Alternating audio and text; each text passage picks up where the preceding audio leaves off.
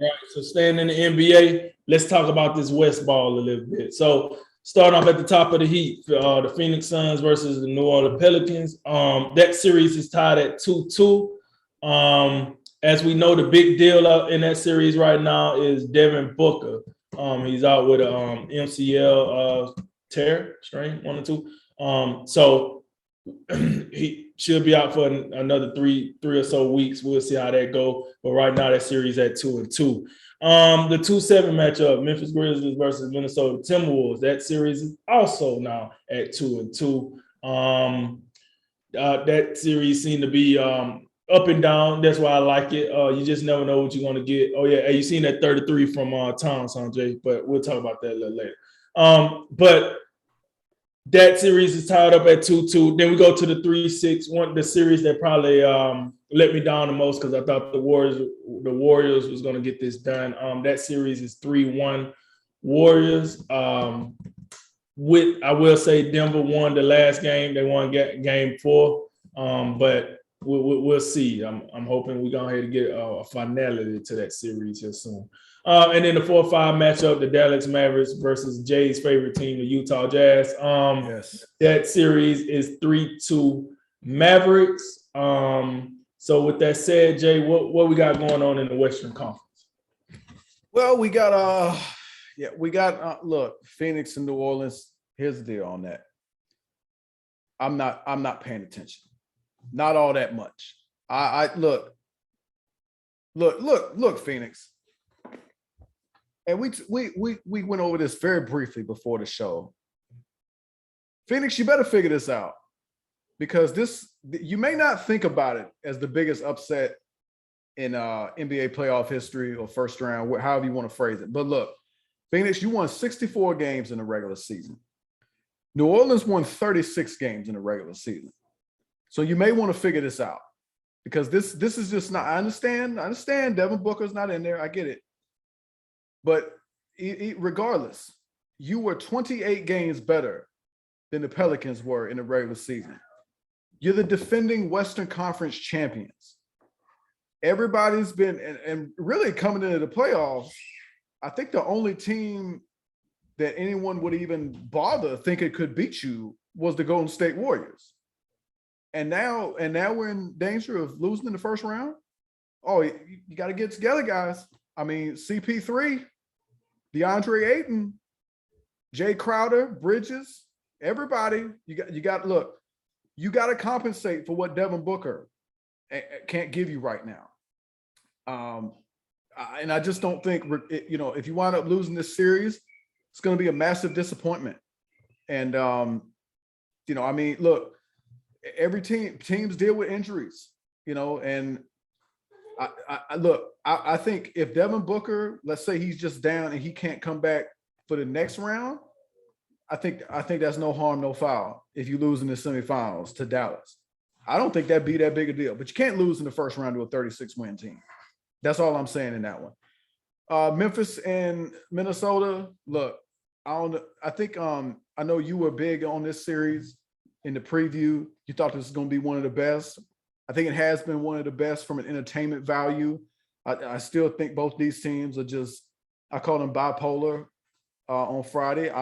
That's still how I see it. These teams just can't get it together one way or the other. And if I had to say, I think we're headed for a 7-game series. I do think it does seem, I don't feel like Ja Morant's had that game yet. He hasn't had that game, you know what I'm saying, to where he's just like, this is Ja Morant's, opening his playoff moment. This is Ja Morant's signature game to where he really puts his fingerprints on. I think Bain's been the most impressive guy for me consistency-wise for Memphis. Of course, Karl-Anthony Towns, this is a guy who is the embodiment of the up and down. One game he's put about 9 points and 6 fouls, and then you get 33 and 14 in game 4. So, but that look, he's got to, if Minnesota is to win this series, I think he does have to be the catalyst. I'm not sure, as much as I like Anthony Edwards, I'm not sure yet that's the guy who you want leading the charge yet. So I think it's got to be Cat. And I'll confess to you, I don't know which way. I mean, I'm gonna stick with Memphis, But honestly, I have no clue about how this is going to turn out because both teams are so up and down. Now to Golden State and Denver, again, we've had a couple of 3-0. We got Philadelphia right now really struggling to try to close that series out against Toronto. I don't see the same issue for Golden State. I really don't. I think they take care of this thing in 5. But again, for Denver's side, Jokic back-to-back games of 37 points. I do think anytime a team gets down 3-0 and they come back and they even win one game, I think it says a lot about that team because I think it'd be very easy to just mail it in because this is something that no team's ever done. No team's ever come back from 3-0. So, why it going to be us? And especially Denver because Denver just don't have the personnel for this. If they were at full strength, and you recall they had, might have been in the bubble where they had back-to-back 3-1 deficits that they overcame. I think it was against Utah in the first round and then the Clippers. So there is a history there of them, coming back against all odds. But they just don't have the horses in this series. That's where I'm at. So I think Golden State go ahead and get them out of here. And I think Golden State will be in the Western Conference Finals because your 2 seed and 7 seed teams, we can't tell. We don't know what they're doing. And oh yeah, I'm all about this one, and I'm so pleased. I know. Look, and I know. I was a little frustrated at that game 4 because I saw that NBA report with them refs. They missed the offensive foul call late. That was a big deal. And then next thing you know, Gobert's out here with a game-winning dunk, and I'm supposed to be impressed. Yeah, that's wonderful. And then I swear, look, Utah last night, 77 points. And you get, at least Clarkson came off the bench and did something. He popped in his, 20-point game. Gobert, 17 points, 11 rebounds. Good job. Good job, Rudy. Look, guys, I know Mitchell got hurt, but Mitchell scores 9 points in 32 minutes. But he wasn't even the worst offender. Can I interest you in 4 points from Mike Conley? No? How about 2 points from Bojan Bogdanovic and an 0 for 9 from the floor? These guys, flat soda drink, flat soda, just stale. Left the food out way too long. You didn't wrap it in aluminum foil. So much wrong with this. Man. And I mean, they still have enough talent, but it's stale. And look, Luka being back in game 4, he did what he did. I don't think he was quite at full strength. I felt like game 5, I felt like he had a better flow to his game. Brunson's still doing what he did. They combined for 57 points in that game. But man, here's another great stat for you. The Jazz went 3 for 30 from 3-point range last night. Just awful. Awful. And guys, I think it's time to go ahead and wrap Mike Conley up and get him out of here. Mike Conley in this series is averaging 9 points. He's shooting 27% from the floor. It's a done deal for some of these guys. Utah, I think, is the quintessential team that peaked last year, and it's just, I think it's about time to blow it up. It reminds me of the time where we thought there was some chemistry issues between Gobert and Mitchell. Then it seemed like they kind of had it together, especially last season with how well they played in the regular season. But I mean, and I'm not saying there's chemistry issues there, but like something is off with that team. And it's just, you would expect a team that won 60, whatever, the number 1 seed in the West last year. How do you take this big of a step back with basically the same group of guys? Don't tell me Joe Ingles meant this much to this team. Please don't try to sell that to me. But it is pleasing to me that it appears Dallas is going to take care of this. Because I was done with Utah heading into this series. Yeah, and that's where I start. Yeah, I'm trying to think of some nice things to say about Utah, because I always say negative things about them. I've heard it's a pretty and this ain't gonna be no different. Here's the deal, right? Like you said, Utah peaked last season. And what I think is going on now is a bunch, like you said, flat soda, left the food out, stale in the mug. This is why we're probably hearing, reports about Quinn Snyder going, to coach somebody else. Or listen, at the end of the day, let me just keep it real. When this season is over, Rudy Gobert need to be somewhere else. Hold on, let me say it this way. The only 3 players that I done seen thus far that probably need to stay is Clarkson, because I think, for the most part, he do what you pay him to do. Maybe Donovan Mitchell, if that you want to build the team around like Donovan Mitchell, I can see that. And I know he hasn't played like the best. Like we have to remember this. Bogdanovich was carrying the Jazz in game 1. It wasn't even close. So I get it that he stunk up the joint last night, but I do think this team they're not even competitive without him, to be honest with you. So I think I like what he do. He's not the most athletic player. He's not the most flashy player, but I like what he does. And I think for the most part, outside of last night's performance, he gives you what you expect from him. But these, like you said, Mike Conley, Rudy Gobert, I don't know, these guys out here, Royce O'Neal, it's time to shake it up. Yeah, it's time to shake some things up. So that's my. Can I just say I think it comes down to it's the Donovan Mitchell piece for me. Like at this point, I think you have to seriously ask yourself, is he the guy to build around? Like, can he be the one on a championship team? I've been of the mindset, I don't think so. I don't think he's that guy. I don't think he quite makes, because generally speaking, your best player, it's not only so much that he has to score, he has to make other guys better. And I don't think he's that guy.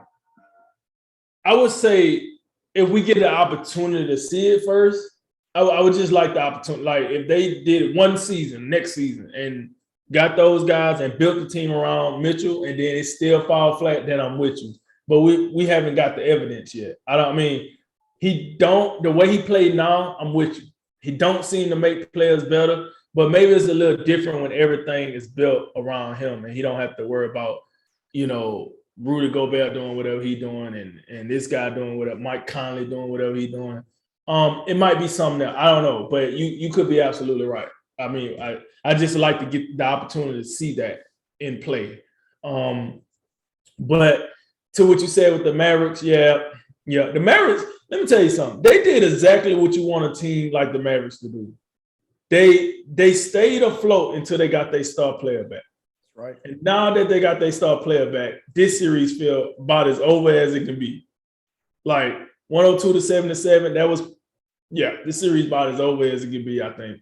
But I got to give a shout out to the Mavericks because I remember when we was doing the preview, it was like, okay, Brunson, that's Dinwiddie, that's going to get the job done for you. Tim Hardaway, which I don't know what that's about. But we was like, that's going to get the job done. It actually did get the job done, actually, quite well.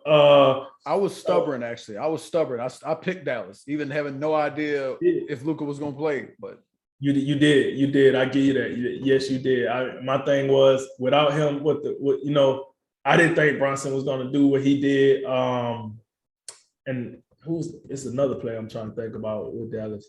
It was like, but either way, did you say Dinwiddie?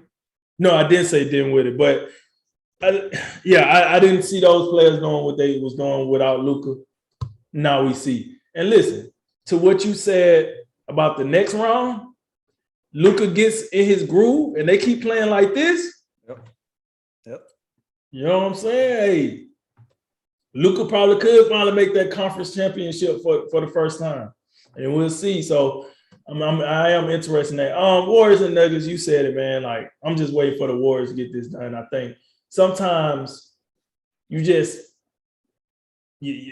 kind of like go out there and you don't quite give it your all and you end up losing. I think, listen, if Jokic dropped 37 in game 3 and they still lost. There was no reason he couldn't drop 37 and still lose game 4 either. However, like you said, the fight of the other teammates actually made it worthwhile. And so now they're still in the series, but I think we see the end of that tomorrow night. Grizzlies and Timberwolves. This thing going 7, and I'm gonna give it a pick 'em right now in game 7. To what you said, hey, Ja Morant is probably looked at as the best player for both teams. Karl-Anthony Towns is the best player for Minnesota. He finally showed up. But the thing to what you said, if you actually take, so when we first started talking about this series, I was talking about the big 3 for each team. And now I'm feeling like cancel out, well, I ain't gonna say cancel out the ones, but because Ja Morant been up and down too. So you take Ja Morant out and you take Karl-Anthony Towns out, but you look at the twos, which for the Grizzlies to me is Desmond Bane, and for the Timberwolves is Anthony Edwards. What I'm starting to feel like is that second player, if that second player play lights out, usually that team win. Now, game 4, little different because Karl-Anthony Towns being the one, he played his best game of the series. But I'm starting to just look at Desmond Bane and Anthony Edwards a little more because I think they're going to be the deciding parts because, listen, Jaren Jackson Jr., I don't know what he got going on. Oh, man, like, ever since you started, like, blasting him, I started paying attention, like, oh, man, I see what Jay talking about, man. What we doing here? You going to stay on the court long enough to do something? And then D'Angelo Russell. I don't know. D'Angelo, you want to give us some of that Nets magic, some of that? No? Okay. So, so with that said, I got a pick. I got that one as a pick 'em in game 7, and then 1-8. Listen, Jay, say what you want. If the Pelicans get it done tonight and make this thing 3-2, or even if the Suns win, right, and the Pelicans win game 6, and we get to a game 7 with no Devin Booker, I don't know, man. I put it to you like this: if the Pelicans win game 5, I'll watch game 6. I'll make that deal with you. Okay. There's a lot of stuff going on. When you got 8 series going on, that's a lot, man. It's a lot for a part-time fellow like me. No, but I'm with you, right? And I agree with you. The reason I started paying attention, because remember last show, I was like, wait, they won a game? Yeah. Like, and now they won 2 games. So now I'm like, I gotta start actually paying some attention out here. Like the Pelicans actually beating the Suns, right? So that, with that said, we'll see how they go down with game 5 tonight, man. But hey, listen, I'm gonna tell you this. It seems like it used to be a time where the Western Conference was more of the de facto, we know what's gonna happen. The Eastern Conference was more of the surprising, like, whoa, this one might go 7, this one might go 6. This offseason, isn't it flipped? It really has, because when you look at the Eastern Conference, it looked like Miami about to get it done. Milwaukee gonna get it done. Boston already got it done. The only one that's iffy is the 76ers, and that's only because Joel Embiid. But I'm looking over here at the Suns. They flopping around. The Grizzlies flopping around. I mean, I ain't gonna say the Mavericks flopping around, but it's still a series. The only team that's showed any dominance is the Warriors. So there's just something to say on where we at in the NBA right now.